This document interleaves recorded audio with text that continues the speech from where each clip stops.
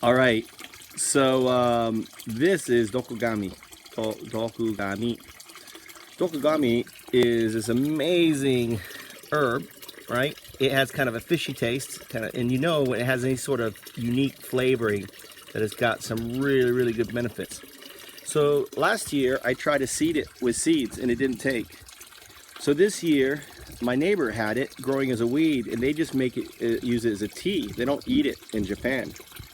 So I've removed all this soil here, right? And this is actually concrete down here. And I went under here and I put a bunch under there, right, of the root system. And then now what I'm going to do is just cover the soil. So let's see if I can get this set up and I can show you what I'm doing here. So I'll just taking my hands and I'm covering the roots, okay, and pushing it down. That's all I'm doing, is making sure all the roots are covered, all right, and with plenty of soil. And what's going to happen is, hopefully this time around, right, it's going to take. Nice wet damp soil. Dokugami likes moisture, likes wet. So hopefully as this will spread all the way around on its own, and it will act also as a water filtration system. So it will filter the water, right, on there. So every time, see, I have the water coming off the roof over here, and it fills it up. It creates a flood. This is a flood zone right around here, and then it fills the pond. And let's see here. Nice. Make sure all of the roots are covered and pressed in. All right. Make sure this one is out. And all of this, all should come out of the ground here. So I'm actually laying the flowers up against the side. I don't know if I'm blocking, probably blocking there. Let's go over here.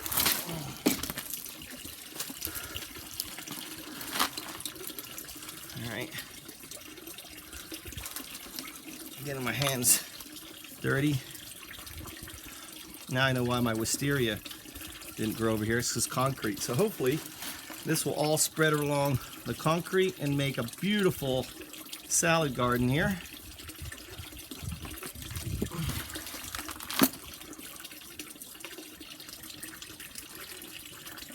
Just make sure it's all tight around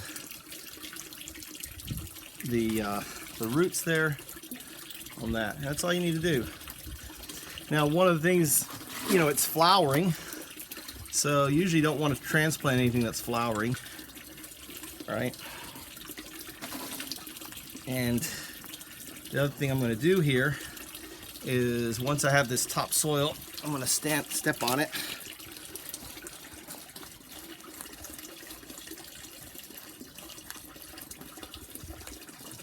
Right? Get it nice and compacted around it. Should be fine around those roots. Maybe not. Maybe that's a bad idea. But then what I'm going to do is take this gravel and push this over here. This gravel. Oh, I got some here. You didn't make it in there. All right, let's take some soil here.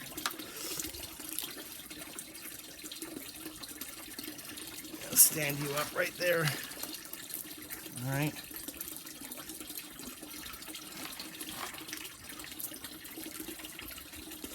Okay, push you in there, and then let's get this gravel around here.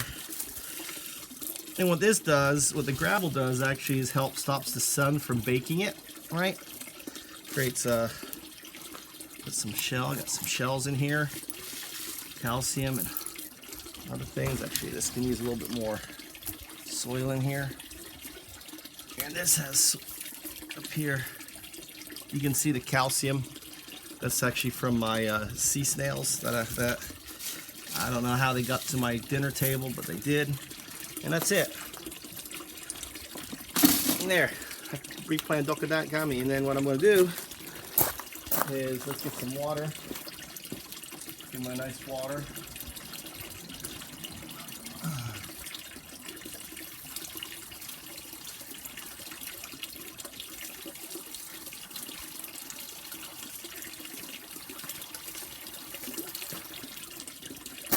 All right, good nice watering in here.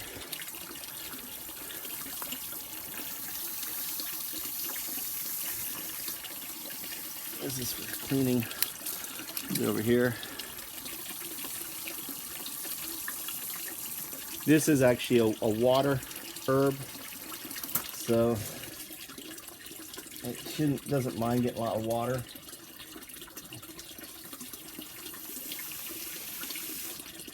All right,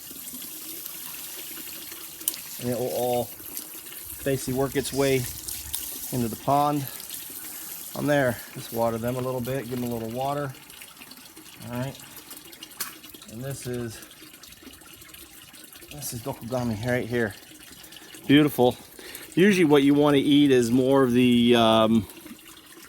You can see it. I'm not seeing it here. Sorry, right here. Here, where you want. This is dokugami. Just rinse it off.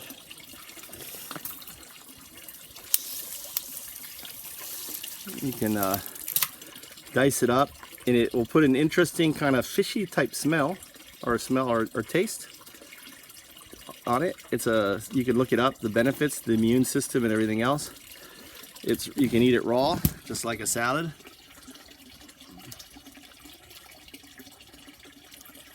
Has a little bit of a lemon taste to it. Eat the flowers. The flowers, good time to pick now. Eat them.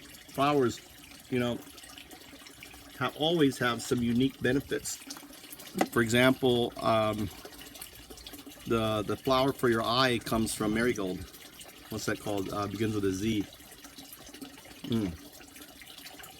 Beautiful. So hopefully, what I hope is this will all be dokugami. I want this whole be there, and I can come out here and just, you know, trim it and always have food here. So I'll check back later. I want to show you one more thing that I did here since I'm here. This here is a feeder. It's got basically some meat in it, chicken in there, and it's full of maggots, and the maggots will work their way out. All right, I'll shake it. Let's see if I shake it here. All right. There he goes. You see the maggot just fell down? The maggot falls down right there. See the guy right there? Maggot. And ultimately the fish will come up and eat it. They've been loving it. So it's a fish feeder. The only problem is it's a little stinky. But the way I have it set, the maggots can't climb up or get out this way. They'll fall back down. The only way out is the base. Just two pots together. And yeah, that's it.